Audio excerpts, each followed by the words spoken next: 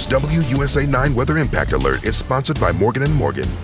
I'm WUSA 9 meteorologist Carl Lamb. We are still tracking the bitter cold as we go through the rest of the weekend, too. So that goes through Sunday morning, where this weather impact alert is in place.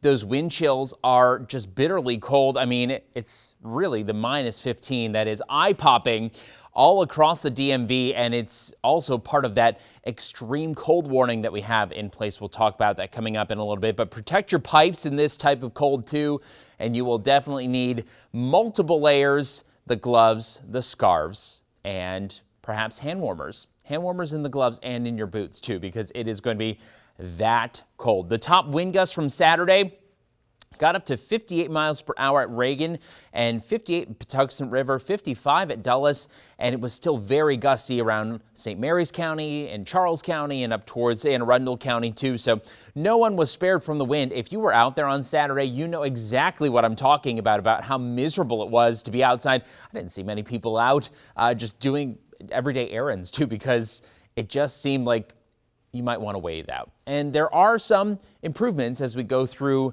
kind of the window here as we go into Sunday. So it's that extreme cold warning that we're tracking now. It's warmer as we go to the middle of the week, and the winds are starting to ease. That's kind of the next thing that we're queuing up. Again, in purple, this is where we have that extreme cold warning from Annapolis to Leesburg and Winchester to Petersburg as well. This is through Sunday morning at 10 o'clock.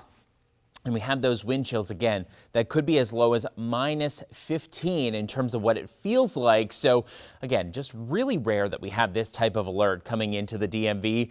So you know that this is going to be something very, very noticeable. And we kind of walk Futurecast through the overnight hours, lows in the single digits up towards Hagerstown, Westminster, and out towards Elkton too. Right at around DC, we're talking about temperatures near 10, 11 degrees. That's about it. Tomorrow on Sunday, it is going to be extremely cold. So starting the day off with that northwesterly wind, and that is just going to make it feel chilly all day. Now, the winds do start to back off a little bit as we go into the afternoon.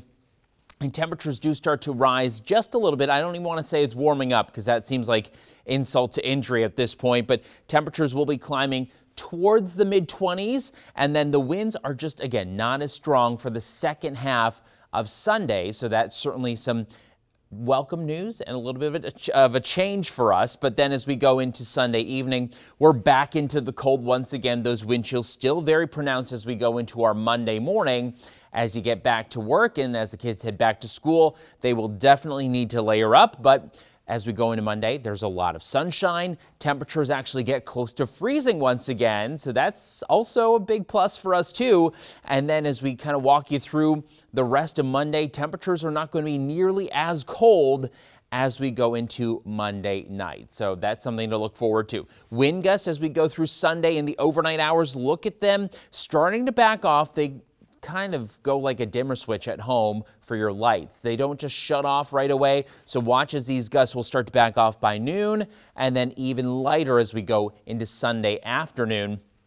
So winds gusting early at first, and then not nearly as strong as we go toward the second half of the day. Still, we'll have a wind chill out there as we go into early Monday morning, but it's just not as intense per se. Now let's show you those wind chills that I was talking about. And again, it is really, really cold.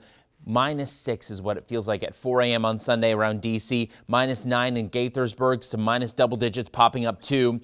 And then as we go into Sunday, still feels like 2 in the district when you factor in the wind. So really intensely cold, and that's why we have those warnings in place. And then things will start to be a little more manageable as we go into the day on Monday. Still intensely cold to start the day, but as we go toward the afternoon, it's suddenly a little more tolerable. I don't even want to say better, it's just tolerable at this point. Now, in terms of what's on the way for the 7-day forecast, this is much better news for us. So we still have that weather alert, and it really kind of ends midday, and then we are into just another cold snap for Sunday night into Monday morning. But then Monday itself looks pretty good as we get temperatures just above freezing, and we will start to see some melting of that snow concrete that has been out there, especially as we go toward Tuesday and Wednesday. It's not going to melt it all, but it will start to kind of loosen some of it up.